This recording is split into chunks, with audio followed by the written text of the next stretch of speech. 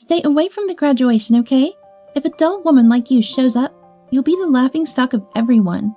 It's my moment to shine. Don't you dare come. I felt dizzy at Renly's words about becoming the laughingstock of everyone. It was clear now Renly didn't consider me family. To Renly, I was just an embarrassment. Hey, where are you right now? The moment I pressed the call button, Renly's grating voice pierced my ears. Renly's tone was fast, laced with panic. It seemed she was in a state of panic. Leaving a note like that? Do you think it's okay? Where are you? Come back right now. I could also hear Oliver's voice. Both of them were frantically worried. My name is Evelyn, a 39-year-old housewife. While working part-time in a local real estate office, I've been taking care of our daughter Renly and managing the household chores for over a decade. I married Oliver 12 years ago. Oliver had a daughter, Renly, from his previous marriage. I met Oliver at the workplace where I worked before we got married. At that time, I was working at a construction company, and Oliver used to come there for sales. Our company was strict with its clients, but I was always impressed by Oliver, who came to sell with a smile. I once recommended Oliver's products to my company. I wanted to be of help to Oliver. As a result, Oliver's company was chosen. That led to us going out for meals several times, getting into a serious relationship, and him proposing. I happily accepted his proposal and started preparing for the wedding after resigning from my job. When the wedding was just around the corner, Oliver revealed that he was living alone with his 6-year-old daughter. At first, I thought it was a lie. It wasn't something I could believe immediately, but the story was true. I met Renly a week before the wedding. Renly, perhaps shy, hid behind Oliver and didn't come out in front of me. That's when I made up my mind. For Renly, let's live together. I decided to make Renly a respectable adult. Until high school graduation, I'll properly take care of Renly. I didn't fully understand why I thought so, but I couldn't forget the anxious look peeking out from under Renly. Having made up my mind, I decided to marry Oliver. It was my first marriage, and my family, especially my father, Anthony, strongly opposed it, calling it foolish and nonsensical. Despite their objections, I went ahead with the marriage. If only I had listened to my parents then, I might have avoided the ordeal that was about to begin. Now, 12 years into this marriage, Renly has turned 18. She's about to graduate from high school this year.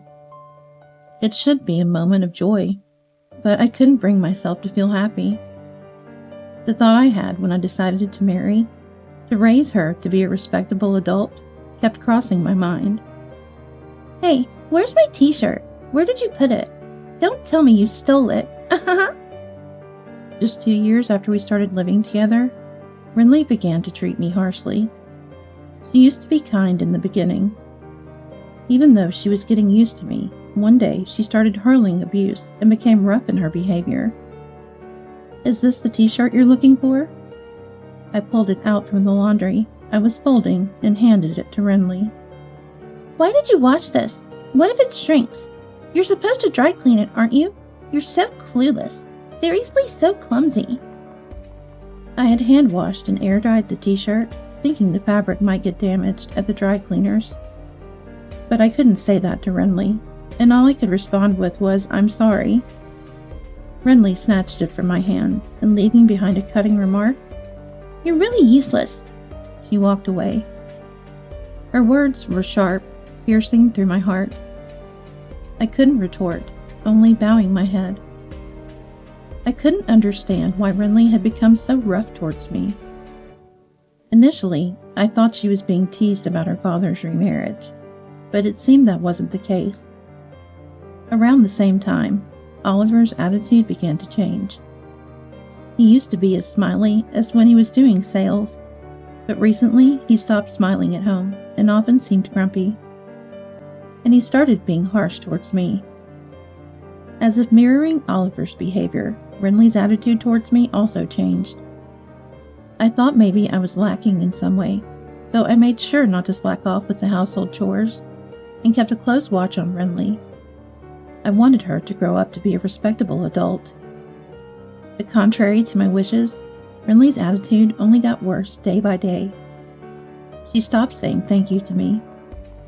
What was strange was during parent-teacher meetings in elementary school, the teachers said Renly's behavior in class was normal, and she wasn't rough at all. Oliver, too, seemed to talk to Renly normally. Sometimes he even showed a smile. So it seemed that this terrible attitude was reserved only for me. And that realization hurt me even more. I couldn't even discuss it with Oliver. He had become distant and a completely different person from before. I had no one to turn to. With a heavy and dark weight in my heart, I continued with my life, becoming increasingly isolated within my home. My isolation in the house only got worse. After middle school, Renly stopped sharing anything about school with me, and Oliver was the only one attending all the events. I would find out about sports days and cultural festivals from the neighbors. Oliver and Renly seemed to be getting along well, often going out together. I, too, wanted to be treated as family by Oliver and Renly. I had always hoped we would live together happily. But the reality that this wish would never be fulfilled was unbearably painful. And Oliver's behavior towards me kept growing worse. Dust is piling up on the stairs. Clean it up. You're the housewife, aren't you? We're running low on toilet paper. Are you even cleaning the bathroom? And you're really clumsy. I would often receive such remarks from Oliver. Initially, when we got married, he shared household chores. Oliver, who had been living with Renly, used to do housework. He was initially happy that we could share the household chores, but now I was the one doing all the work. Even though Oliver used to say it was absurd for the housewife to do all the chores. Though Renly was an easy child, it somehow worked against me, making me feel inadequate and depressed. When I tried discussing it with Oliver, he would dismiss it, saying, "You're not trying hard enough." It was always somehow my fault. So the more I tried to discuss it with Oliver, the heavier the gloom in my heart became. He would nitpick on my household mishaps, nagging and blaming me. You can't even clean properly. Haven't you learned anything after all these years? Do you lack the ability to learn? Oliver would look down on me with disdain. All I could do was apologize. I'm sorry, I'll try harder. Please forgive me. Oliver would sigh exaggeratedly, as if it was all too much. Trying hard doesn't mean you can do it. That's why you're always getting scolded. You always say you'll do it, but have you ever actually accomplished anything? Oliver's words kept chipping away at my heart. As time passed, my heart grew weary, and Renly turned 18. I was curious about Renly's future plans, but she wouldn't tell me, and Oliver wouldn't talk about it either. By this time, I had stopped talking to Oliver and Renly about anything but absolutely necessary matters. I happened to overhear Renly and Oliver talking about our future plans after graduation. I didn't mean to eavesdrop, but I wanted to know, so I stopped and listened until the end. It's settled. I got into college with a recommendation, and I even got a scholarship. It's all thanks to you, Dad. Thank you. Renly's happy voice was something she would never use with me.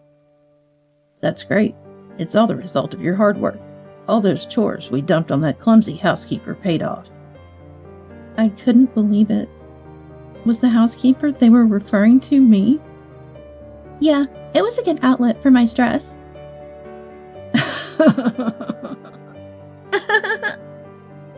Their scornful laughter reached my ears. I quietly left the spot and locked myself in the bathroom. It was the only place I could be alone. Crouched in the bathroom, I held my head and let the tears flow.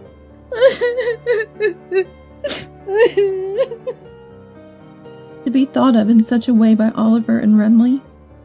I had endured the last 10 years. No matter how close my heart came to breaking, I continued being Renly's mother and Oliver's wife. Even when my heart screamed out in agony and felt at its limit, I somehow managed to persevere. There were times I felt I couldn't get up, but I forced myself to, preparing lunches, making breakfast, and managing household chores like laundry and cleaning. Truth be told, I wanted to just lie down and never get up. But if I did that, I feared I would never be needed by Oliver and Renly again. That fear kept me going. I spent my days in exhaustion. Honestly, I barely remember that time. One day after going shopping, a neighbor told me something shocking. Tomorrow was Renly's high school graduation. Unable to admit I didn't know, I just smiled vaguely and left. As soon as I got home, I collapsed onto the sofa. I had always thought of raising Renly to be a respectable adult. High school graduation was supposed to be a milestone in that process. Yet again, I was the one left out. In this house, I was forbidden from having a mobile phone or using a computer. All I had was an old cell phone that could only make calls. All communication with the school was handled by Oliver, so I didn't even have what you'd call mom friends. I had absolutely no way to get information about the school. Still, I learned about sports days and concerts from neighbors or children's conversations after school, and secretly attended. I wanted to properly attend the high school graduation and celebrate Renly's transition into adulthood.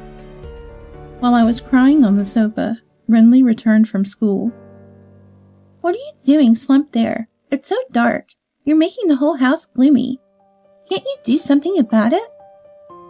Renly glared at me, even though it was Renly's fault. If Renly had told me the date of her graduation, I wouldn't feel like this. For the first time, I felt anger slowly rising from the depths of my heart. "So, I hear your graduation is tomorrow. You didn't bother to tell me, though." I was about to say this, lacing my words with a sense of blame. Renly seemed suddenly taken aback to my defiant words, but then she exaggeratedly sighed, as if to cover it up. "So what? You're not coming to the graduation anyway, so why does the date matter?" I responded to Renly's words by tilting my head in feigned confusion. I never said I wasn't going to the graduation. "Don't come. If a drab woman like you shows up, you'll be the laughingstock of everyone. It's my moment to shine. Don't you dare come." I felt dizzy at Renly's words about becoming the laughingstock of everyone. Indeed, Renly didn't consider me family. To Renly, I was just an embarrassment. I had hoped this time would be different, but it seems forgiveness was out of reach. Renly's words "don't come" pierced my heart.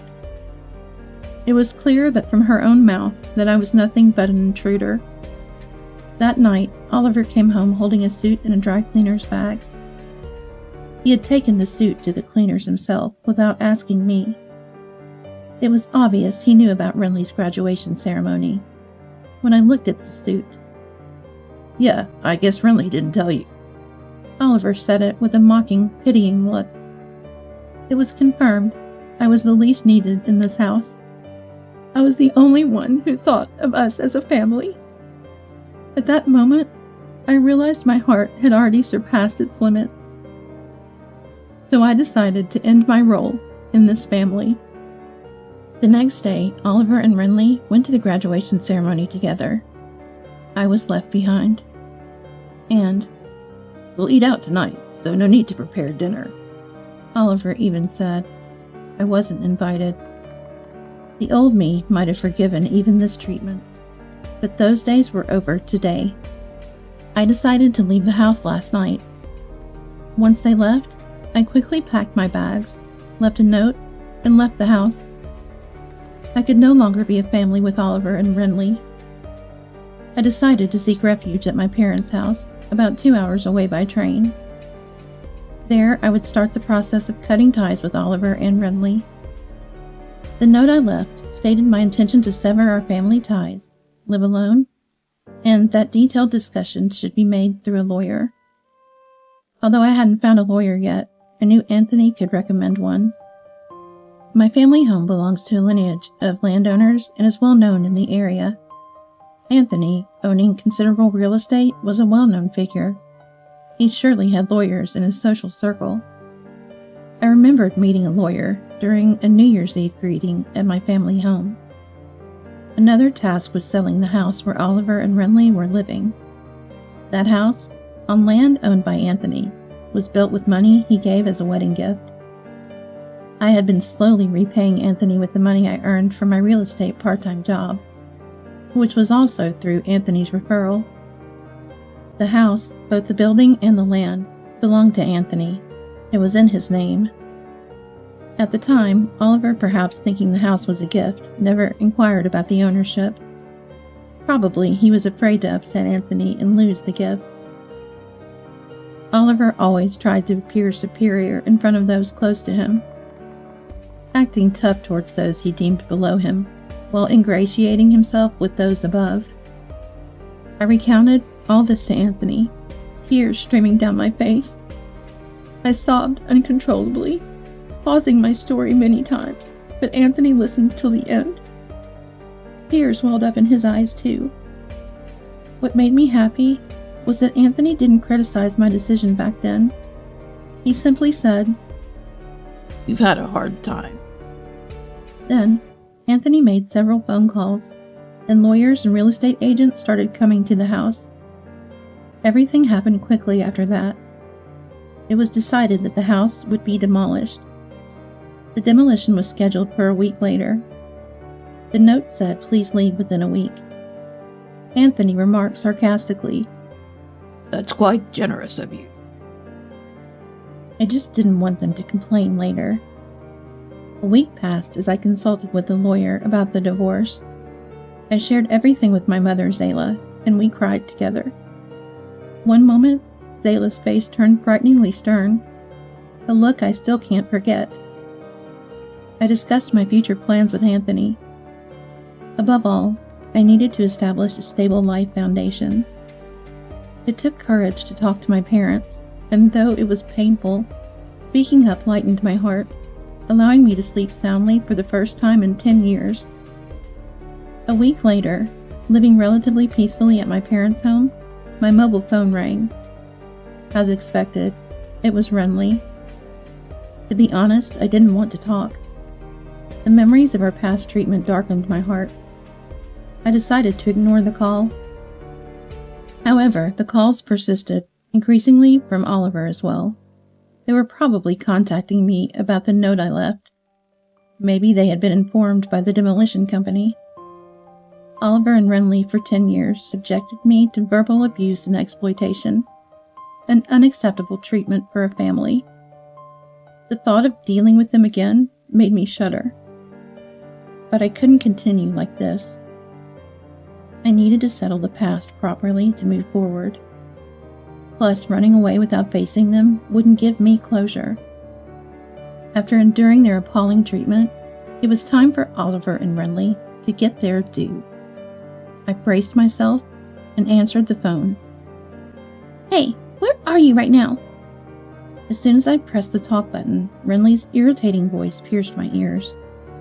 Her tone was rapid, clearly panicked. "Leaving such a ridiculous note. You think you'll get away with this? Where are you?" "Come back right now." Oliver's voice was also audible. Both were in a frenzy. I imagined Renly returning from the graduation ceremony, returning to find that their stress relief servant had vanished, and a note demanding divorce and evacuation of the house. Anyone would panic, especially on the day of her graduation. I couldn't help but let out a smile at Renly's desperation. Who is this?" Renly stuttered at my unexpected response. I hung up the phone. Then, I called the property management company to confirm the demolition date. It was scheduled for tomorrow as planned, and Oliver had been informed. I requested the demolition be posted by a day and asked them to inform Oliver about the delay. A day of grace was given. Oliver would probably come here. That's when I would deliver my retribution to Oliver and Renly. Despite dozens of calls from them, I ignored them all. The next day around noon, I heard the entrance doorbell ring and the sound of knocking. Ding ding! It must be Oliver and Renly. They probably wanted to come earlier, but bad connections could make the journey immensely long. They seemed breathless, undoubtedly in a hurry.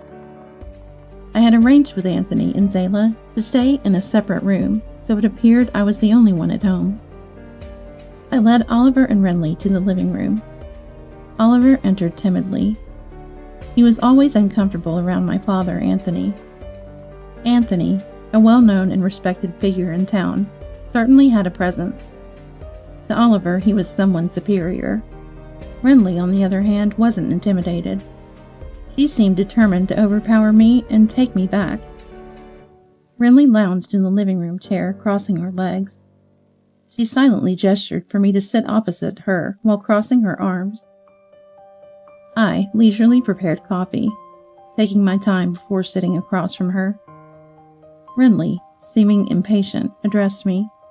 "What's the meaning of this?" Oliver, sitting beside her, placed my note on the table. I stared at Renly silently without reacting. Renly averted her eyes, trying to dispel the awkwardness with a laugh. "What was that? Who is this? Yesterday? Your acting was pretty bad." I continued to silently gaze at Renly. She squirmed under my stare, continuing uncomfortably. "Look, it's useless. You can't make it without us. You're nothing but trash." I almost reacted to Renly's harsh words, but restrained myself, noticing the tremor in her voice. She must be putting up a strong front. Throughout this, Oliver remained silent, seemingly watching how things would unfold. "Stop being stubborn and come back." Renly was trying to disorient and drag me back home with her vile words. The more agitated Renly became, the calmer I responded. "I don't have a family, do I? Well, I have parents, but you two are not my family, right?" Renly, probably feeling cornered, raised her voice. "What are you talking about? Dad and I are your family, right, Dad?"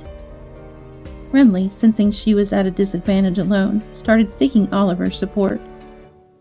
Oliver looked around, ensuring no one else was present, and then spoke to me with a sense of relief. "That's right, you can't live without us, just like Renly said, so you're coming back." Oliver suddenly became assertive, realizing my parents were not around. Looking back, I marvel at his lack of courage.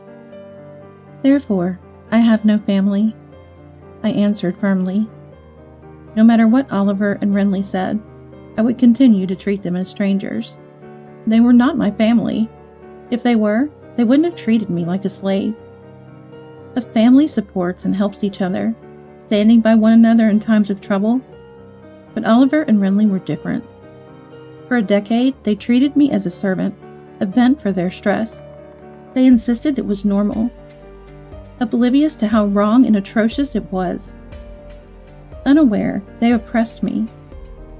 I'm impressed I endured it for 10 years. I commend myself. It all started with the look in Renly's eyes when I first met her. Bound by the words I imposed on myself to raise Renly into a respectable adult. For this, I tirelessly served Oliver and Renly. That's why I endured until high school graduation. I had decided that once Renly graduated high school and became independent, it would be time to draw the line with her and Oliver. Until then, I harbored a faint hope that Oliver and Renly might have a change of heart and treat me differently, and if so, I was willing to continue as a family. But of course, Oliver and Renly shattered my expectations, leading to this situation. Everything was decided by their behavior the day before the graduation. That's why I'm now confronting them with the appropriate attitude. Oliver and Renly are no longer my family. That's why I won't treat them as such. Perhaps realizing the significance of my treating them as strangers, Renly shifted her approach. We're family, right, Mom? Stop with the unconvincing act. She suddenly started calling me Mom. It seems Renly has begun to realize things won't be as they were. Oliver, too, watched nervously as Renly and I interacted. You're not my birth mother, but we've lived together for a long time, so please listen to my request. Renly unfolded her arms and clasped her hands together in front of her, leaning forward from her previously arrogant posture. I don't recall owing a favor to someone who's not family.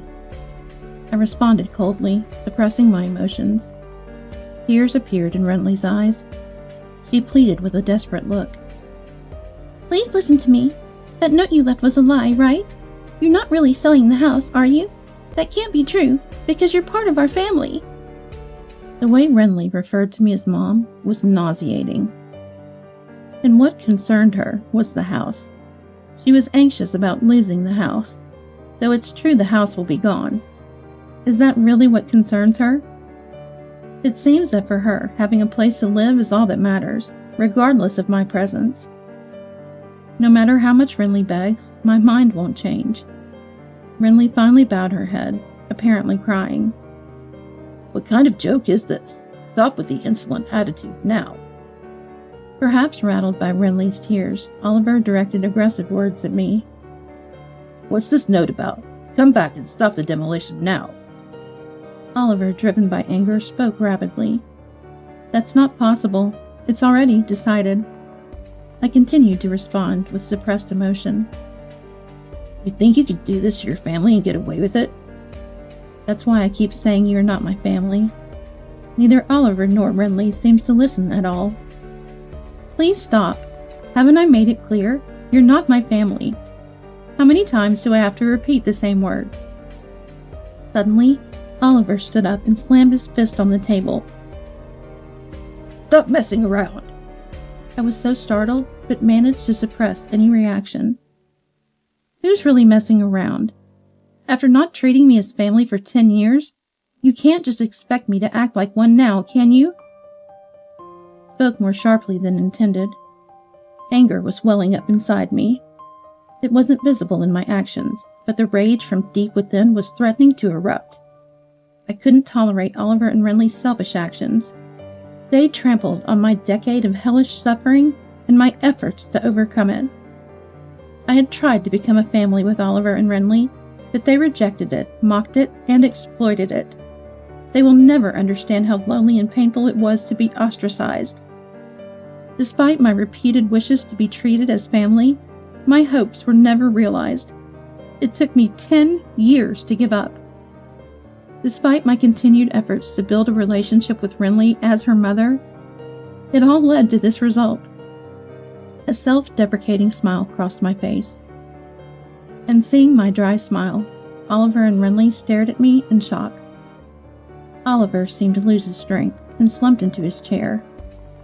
These two, instead of understanding my feelings, tried to use me until the very end.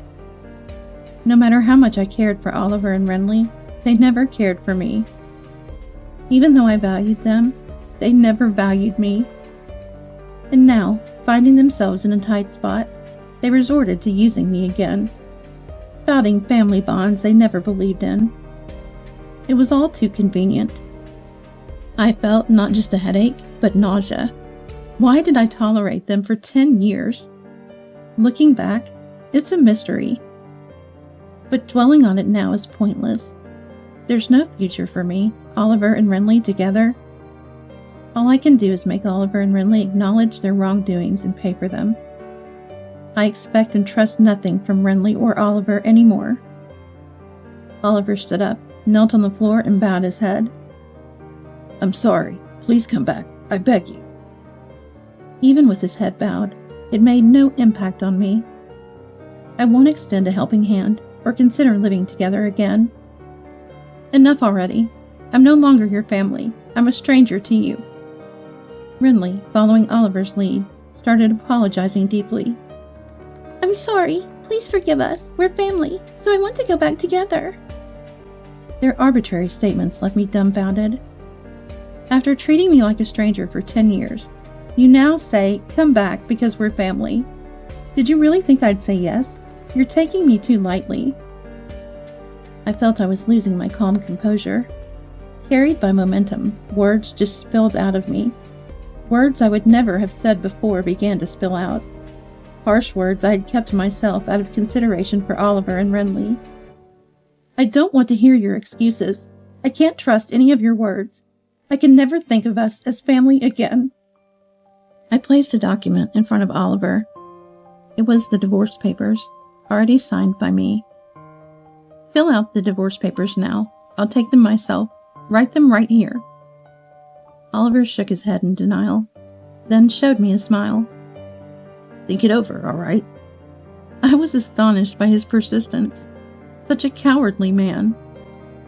I had always misinterpreted Oliver's ingratiating smile. The smile he showed when we first met was a sly expression he used when assessing someone, and I had mistaken it for kindness. The thought still infuriates me. I stood up and called for Anthony and Zayla from the back. Anthony and Zayla appeared in the living room. Oliver opened his mouth wide in shock. Anthony. Anthony glared sharply at Oliver. Zayla also had a stern look on her face. Just being glared at, Oliver cowered. I'm terribly sorry. Oliver bowed deeply, making Renly bow as well. We're sorry for the trouble Evelyn's mishap has caused Anthony and Zayla. I thought I had misheard. My mishap? Is Oliver still trying to shift all the blame even now? Anthony looked perplexed, but remained silent. Evelyn just left home on her own. We were only trying to persuade her to come back. Isn't that right, Renly?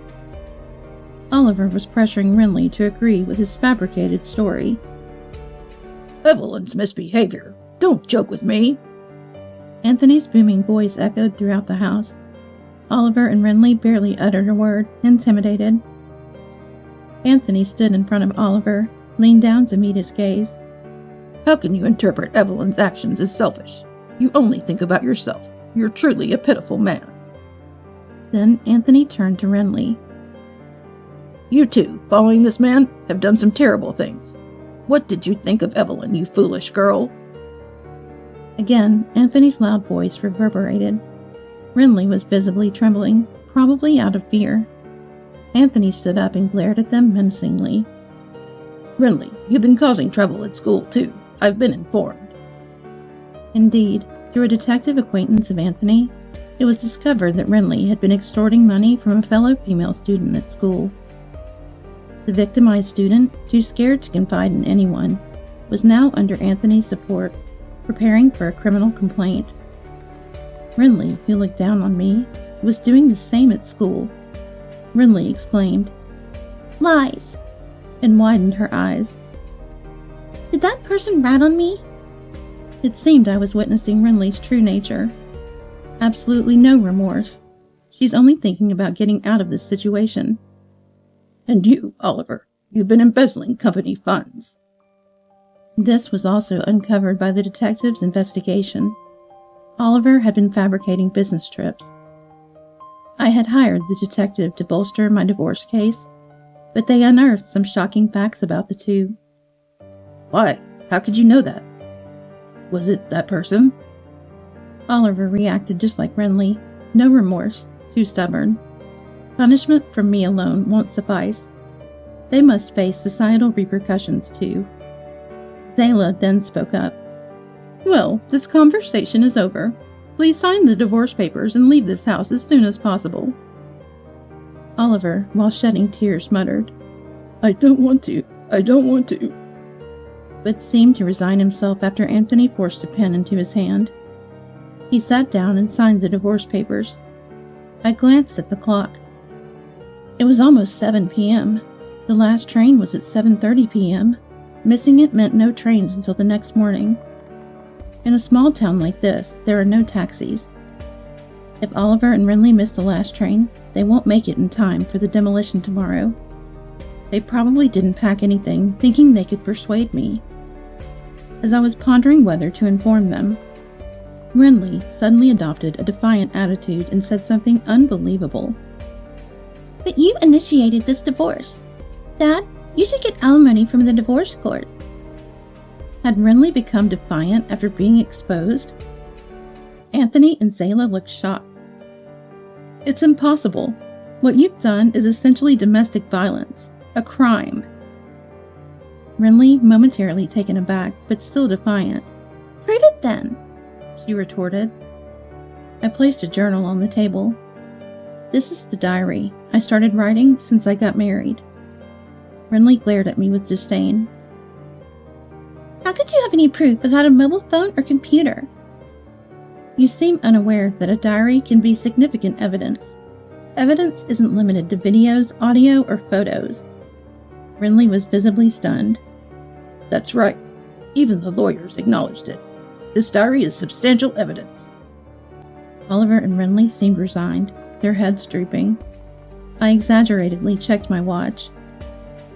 "The last train is left. You won't be able to return home today." Zayla also looked at Oliver and Renly with a composed face.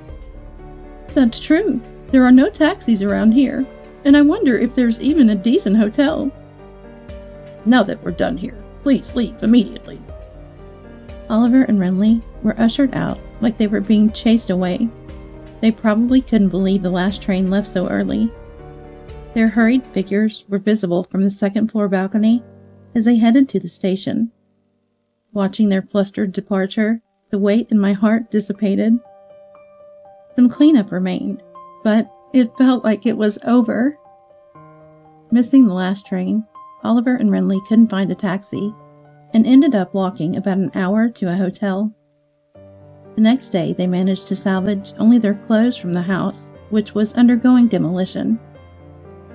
Actually, the contents of the house, including furniture, appliances, and my belongings, were temporarily stored in a warehouse, but I didn't tell Oliver and Renly. Later, the lawyer informed me that the divorce was finalized, including the settlement for compensation from the divorce court. Oliver was reluctant to pay, but pressure was applied to his company, and he agreed to the payment. Based on the detective's report, Oliver was fired for embezzlement. Renly, involved in a police case, was expelled from high school, let alone going to university. Jobless Oliver could only rent an old, cramped apartment far from the station. There he lived with Renly, who had dropped out of high school. Renly shifted all the blame to Oliver, and they constantly fought, as the detective reported. Having quit my part-time job at the real estate, I was contemplating my next move. When Anthony suggested I help with the family business and employed me in his resort property management company. The resort setting is a big change from city life, surrounded by nature, providing a refreshing change of scenery. I also started keeping a dog, so I don't feel lonely living alone. For now, this dog is all the family I need. I'm planning to live leisurely, just me and my dog. You were dumped by a successful husband earning $300,000 a year. Sorry, haha, suing is pointless. Saying that, my sister smirked looking at my face. It was supposed to be my baby shower, but she didn't care at all. But I couldn't just stay silent after being insulted like that. Do you think you can ruin my family and get away with it for free? Be prepared. I plan to demand a substantial amount of compensation from both you and my husband. As I glared at my sister, she seemed to mock me even more. Please do. You can have your compensation or whatever. It's nothing to me, as I have a husband earning $300,000 a year.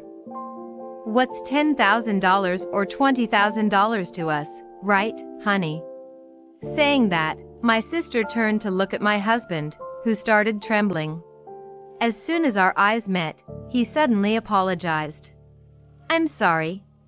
The one most surprised by my husband's voice was my sister. Seizing the moment, I reached for something I had hidden in my pocket. When I pinned it to the front of my dress, my sister's face turned pale instantly. My name is Sarah, 32 years old. I'm a so-called working housewife, juggling both home and career. It's been 4 years since I married David. Whether these 4 years have been long or short, I personally felt it was quite a journey. We had struggled to conceive. From the start of our marriage, we wanted children.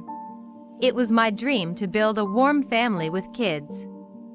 But after we started our married life, I just couldn't get pregnant. We went to the hospital and got checked.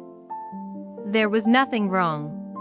Despite the doctor's optimistic prognosis, we had to strive hard in our attempts to conceive for a long time. Finally, after 4 years, when I got pregnant, our joy was indescribable. Our baby was finally coming.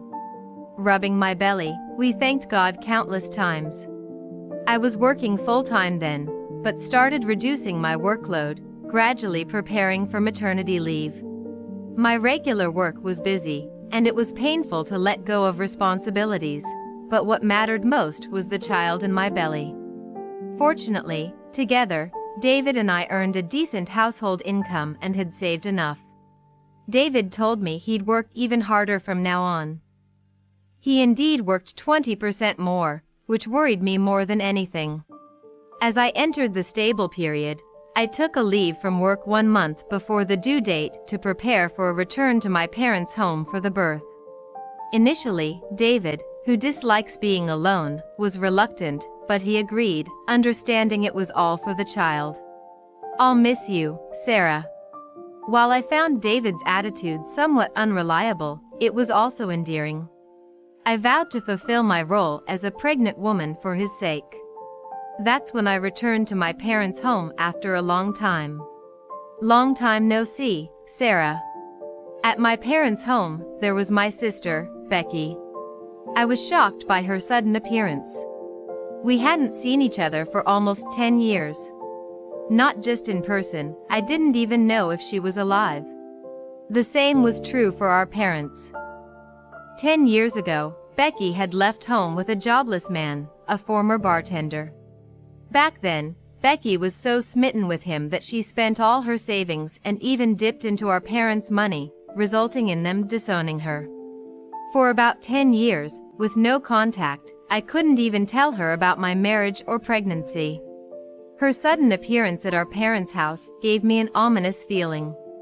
We were never close as sisters, and seeing her now, more hardened after 10 years, I felt a sense of disgust. "Sarah, are you pregnant? Your belly looks big." "Yes, I'm almost in my final month." "More importantly, where have you been all this time, sis? It's been 10 years since you left home like you were eloping. You didn't even contact us once." "Well, I was disowned by Mom and Dad. They yelled at me never to show my face again. I couldn't come back." "That's because you took money from the house, right?" "I know, and I've reflected on that. I said I would pay back the money, and that's why Mom and Dad allowed me to stay at home again. Maybe a daughter is always precious to them." "What about the man you were with?" "I broke up with him a long time ago. He was a penniless guy who squandered my savings and even got into debt, then cheated on me with another woman." The look on my sister's face as she said this was fiercely intense.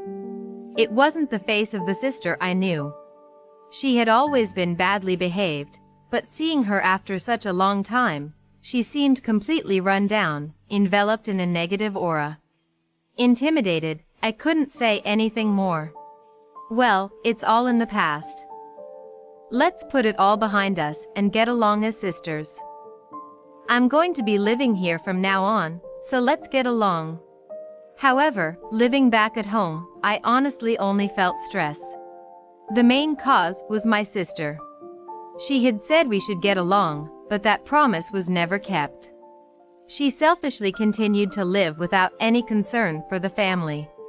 Especially towards me, a pregnant woman, she was inconsiderate, making noise late into the night and rarely getting up in the morning, living parasitically off our parents without any shame.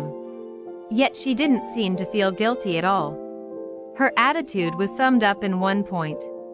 But I'm working, unlike you, Sarah, who's unemployed. It seemed she had a temp job, sticking to a regular schedule. She also had a promise to pay back the money to our parents.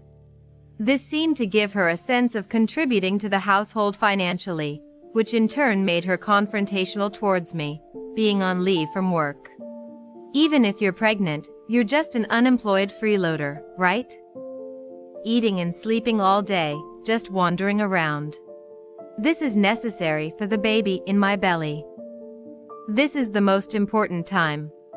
Yeah, the pregnant lady is always right. Sarah, you've always been a cheater. Snorting disdainfully, my sister glared at my big belly. She seemed annoyed that our parents were more concerned about me. One day, worried, our mother suggested to me, "Maybe you should explain to Becky that you're on leave from work, not unemployed. If she understands you're working too, maybe her attitude will change." It's okay, Mom. I don't care what sister thinks of me. Bringing it up will just complicate things. I just want to focus on giving birth. I'm worried that she might do something. I understood my mother's concerns, but I didn't want to stress over my sister anymore. The baby was due soon. I wanted to be a strong mother at all times. For that, I couldn't afford to be bothered by my sister's antics. One day, a week before my due date, my husband David came to visit me at my parents' house. He seemed uneasy in someone else's home, but was dressed sharply in a suit. I couldn't help but smile inwardly at my husband's attempt to look good. "Nice to meet you, I'm Becky, her sister." My sister, dolled up, approached my husband with a flirtatious tone. She usually didn't wear such heavy makeup to work. She had done up her makeup and was wearing a revealing dress, clearly unsettling David. I stepped in immediately. "Sis, don't you have work?" "David can't stay long." "Oh, come on." I finally get to talk to David. He looks so handsome in his suit, seems like a kind man. A far cry from my ex. Hey, don't bring up strange topics here. And David, you earn a lot, right? You're a lawyer, I believe. I've always admired smart people. Seeing the glittering look she gave, it seemed my husband wasn't entirely displeased. He was noticeably stretching his neck to get a better look at my sister's exposed cleavage. I was so dismayed that I smacked him hard on the butt. I sent him straight home. If it was just to see my face, his business was done. Well then, I'm off to work too. As my sister left the house following my husband, I felt a twinge of unease. But I couldn't follow her. More than that, I was feeling utterly exhausted. Later, my mother told me she had personally warned my sister. "You shouldn't call your sister unemployed." After that, she accidentally let slip about our household income and David's job. Though she tried to be vague, it seemed clear that my sister saw David as a capable man. In hindsight, I should have been more cautious at that moment. It might have prevented the hurt that followed. A week passed, and I finally went into labor. It was an agonizing day and night. But when dawn broke, I was left with an indescribable happiness. Our long-awaited baby was a little small at 5.7 pounds, but to me, it shone brighter than any jewel. My only concern was that David didn't make it in time for the birth. We had agreed that he would be there, as it was our child. I wanted him to witness the birth, to burn it into his memory. But he arrived at the hospital an hour after the baby was born. When I asked why he was late, he just mumbled, "Sorry, I got held up with work." Barely 5 minutes after him, Becky arrived, and something clicked in my mind. Could it be these two? After accomplishing the huge task of giving birth, I was faced with another issue to deal with. Following that, I was like a demon in my efficiency, all while hiding my deep resentment.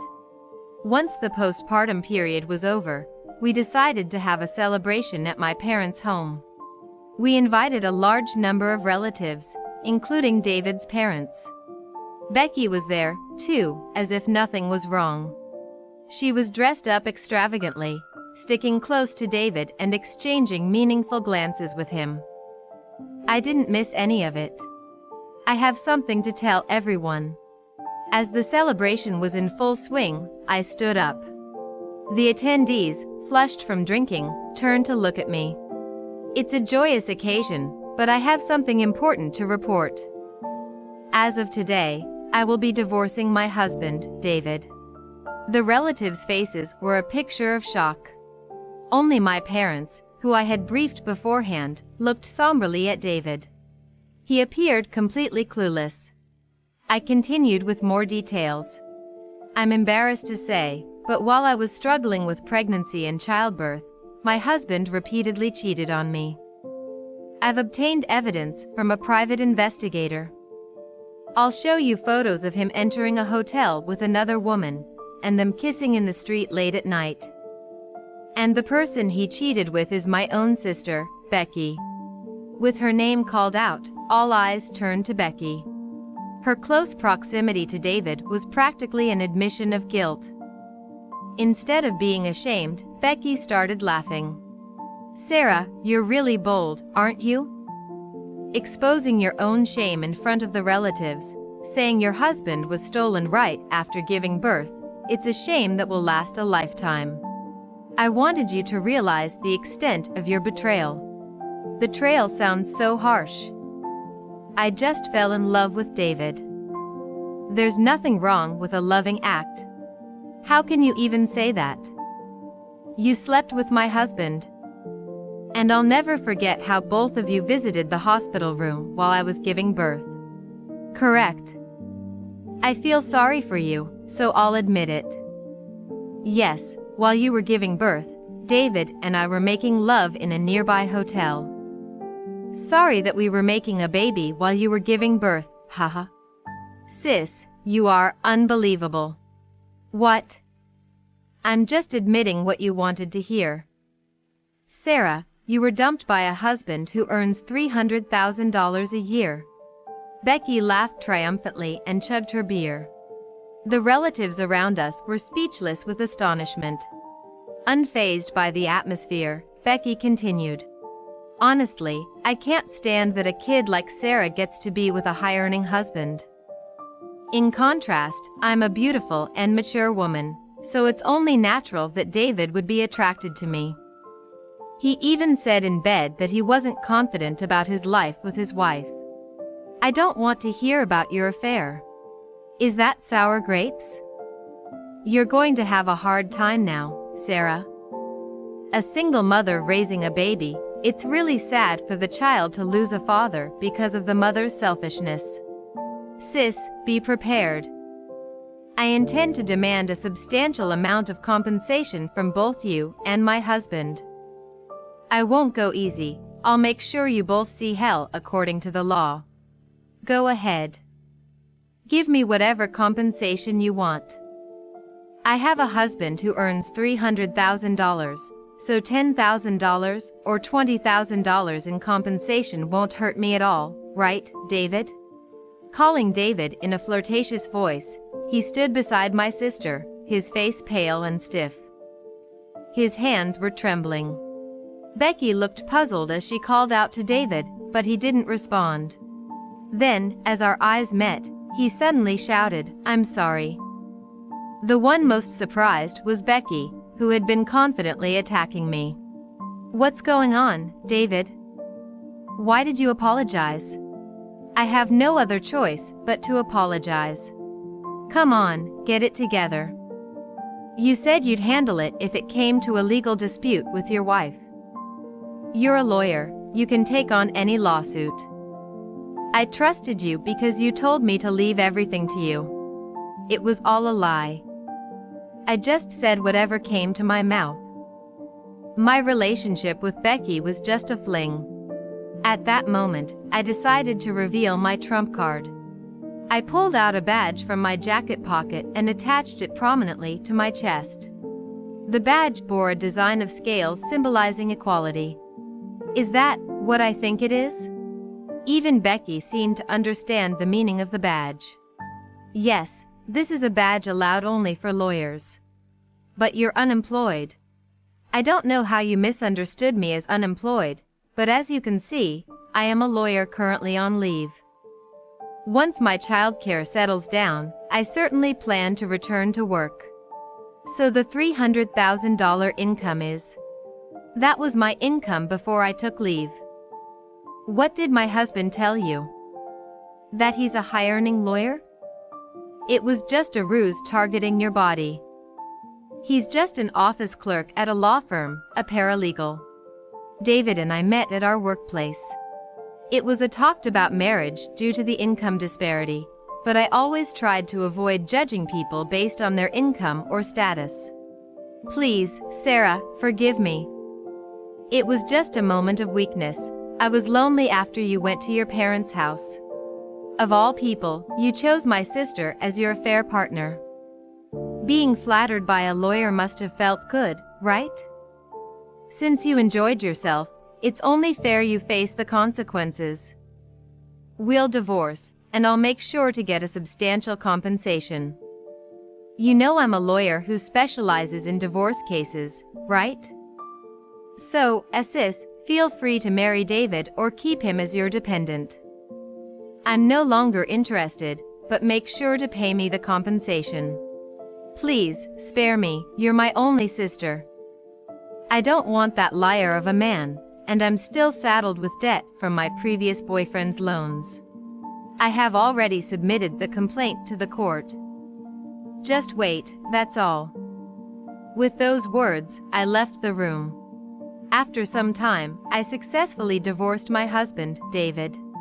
He was hesitant until the end, but when I hinted at increasing the compensation, he finally, tearfully, signed the divorce papers. Of course, he knew how skilled a lawyer I was, especially if it came to court. Burdened with a substantial amount of compensation, David seems to be struggling a lot now. Naturally, he was fired from the law firm. A man who cheats while his wife is giving birth is unwelcome in any law office.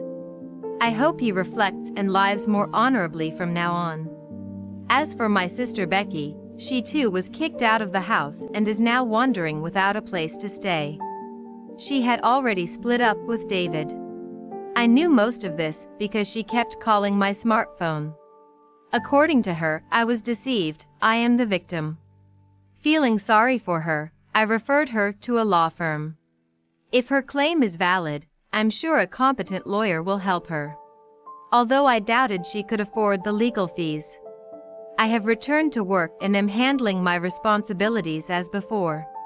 When I get home, my beloved daughter awaits me. My parents help out, so my life is going smoothly. I'm planning a high-end restaurant for my daughter's birthday with my parents, using the compensation from David and Becky. I'm savoring every moment of my daughter's growth.